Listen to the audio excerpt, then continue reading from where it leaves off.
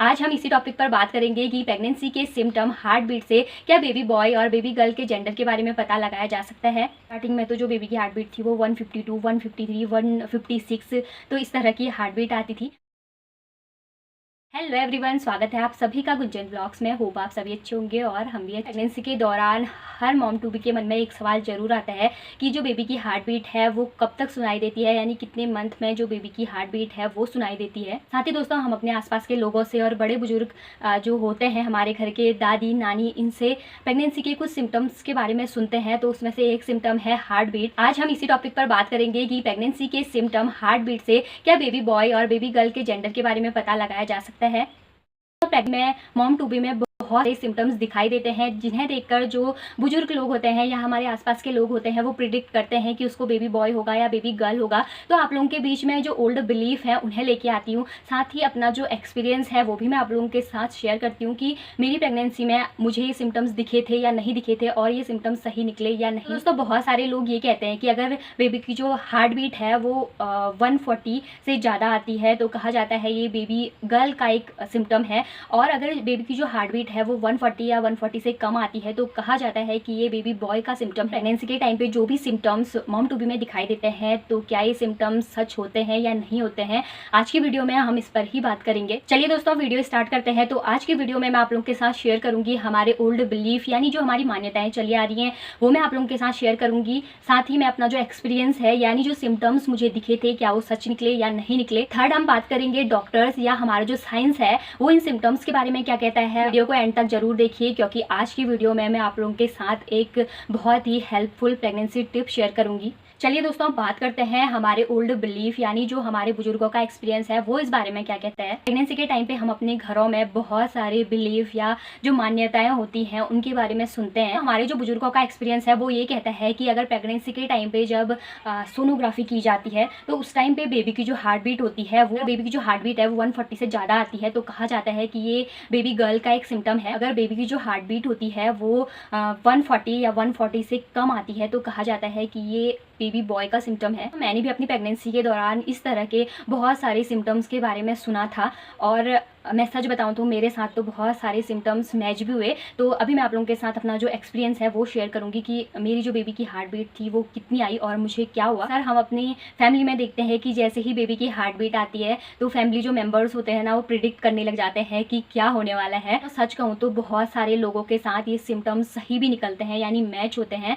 इसी कारण से दोस्तों, आज के इस मॉडर्न टाइम पे भी बहुत सारे लोग ये जो सिम्टम्स दिखाई देते हैं इन पे ट्रस्ट करते हैं। तो अब बात करते हैं मेरे एक्सपीरियंस के बारे में। जैसे ही प्रेगनेंसी कंफर्म होती है तो उसके बाद डॉक्टर ही आपको एडवाइस करते हैं कि आपको फर्स्ट सोनोग्राफी करानी है। तो मुझे भी डॉक्टर ने एडवाइस किया कि आपको फर्स्ट जो अल्ट्रासाउंड है वो कराना है। मैंने जैसे ही फर्स्ट अल्ट्रासाउंड कराया तो उसमें जो बेबी की हार्ट बीट थी वो आ गई थी। और बहुत सारे लोगों के साथ मैंने ये सुना है ना कि बेबी की जो हार्ट बीट है वो थोड़ा सा लेट आती है। 6-7 वीक में जो फर्स्ट सोनोग्राफी होती है उसमें बेबी की जो हार्ट बीट थी वो आ गई। मेरी जो बेबी की हार्ट बीट थी ना वो स्टार्टिंग में तो 152, 153 और लास्ट के टाइम पे जो बेबी की हार्ट बीट थी वो कम आती थी। बट स्टार्टिंग में तो जो बेबी की हार्ट बीट थी वो 152, 153, 156 तो इस तरह की हार्ट बीट आती थी। यानी जो मेरे बेबी की हार्ट बीट थी वो हमेशा 150 से ज़्यादा ही रही, और लास्ट के टाइम पे जो हार्ट बीट थी वो थोड़ा कम आती थी, पर फिर भी जो हार्ट बीट थी ना 150 से कभी कम नहीं आई। तो दोस्तों, हार्ट बीट के केस में तो मेरे साथ ये सिम्टम मैच नहीं हुआ कि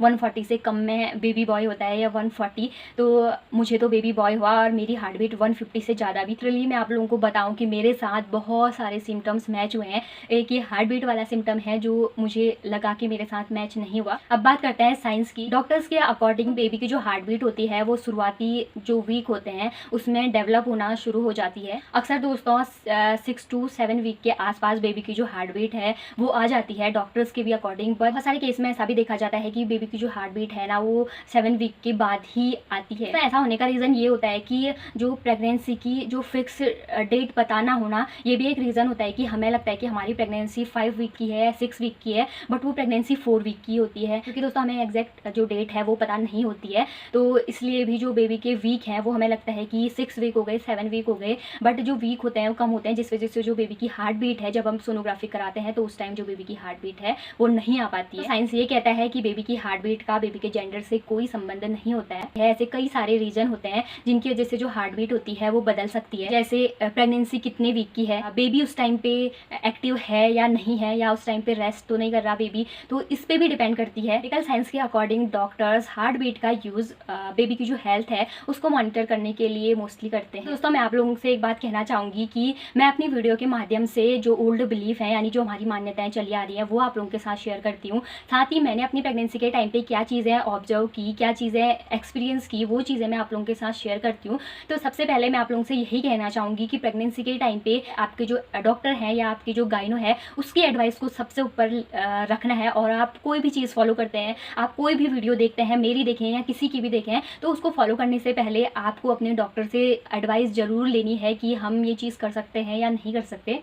आपको भी अपनी प्रेगनेंसी के दौरान जब आपके बेबी की हार्ट बीट आई तो क्या आपके घर वालों ने या आपके फैमिली मेम्बर्स ने भी प्रिडिक्ट किया था कि आपको क्या होगा, और क्या वो जो प्रिडिक्शन है वो सही निकला या नहीं निकला? दोस्तों कमेंट बॉक्स में अपना जो एक्सपीरियंस है वो जरूर शेयर कीजिए। अब बात करते हैं प्रेगनेंसी टिप। प्रेगनेंसी टिप भी मैं आप लोगों के साथ हार्ट बीट से रिलेटेड ही शेयर करूंगी।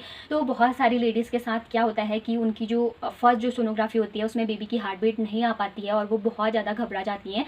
तो इसमें घबराने की ज़रूरत नहीं है, क्योंकि LMP डेट फिक्स ना होने की वजह से कई बार बेबी की जो हार्ट बीट है वो थोड़ा लेट सुनाई देती है। तो आप लोगों को घबराना नहीं है। सबसे पहले आपको अपने डॉक्टर के पास जाना है और वो जो भी एडवाइस करें। तो बहुत सारे लोगों के साथ ये होता है कि बेबी की हार्ट बीट नहीं आ पाती है, तो आप लोगों को अपने डॉक्टर से मिलना है और वो आपको जो भी मेडिसिन या जो चीज़ें भी आपको एडवाइस करते हैं आपको उसको प्रॉपरली फॉलो करना है।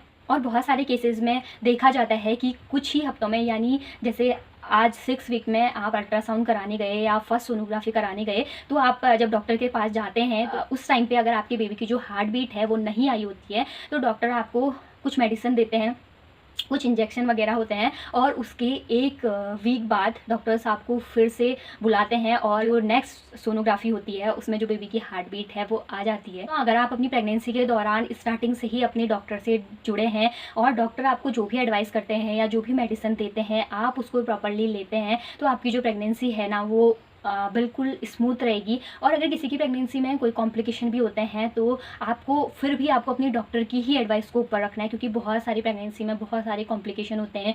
डॉक्टर्स उन्हें बिल्कुल पूरी तरह से बेड रेस्ट देते हैं, बट हम बहुत सारे केसेस में ना हम लोग जिद करते हैं कि नहीं, हम इतनी देर हम बेड में नहीं रह सकते। बट डॉक्टर अगर आपसे कह रहा है कि आपको प्रॉपर बेड रेस्ट करना है तो आपको बेड रेस्ट करना ही करना है। तो दोस्तों जो ओल्ड बिलीफ हैं वो हमारी परंपराओं का हिस्सा हैं। साथ ही आज के टाइम पे डॉक्टर की एडवाइस लेना भी बहुत ज़रूरी है, क्योंकि आज के टाइम पे प्रेगनेंसी में बहुत सारे कॉम्प्लिकेशन भी देखने को मिलते हैं।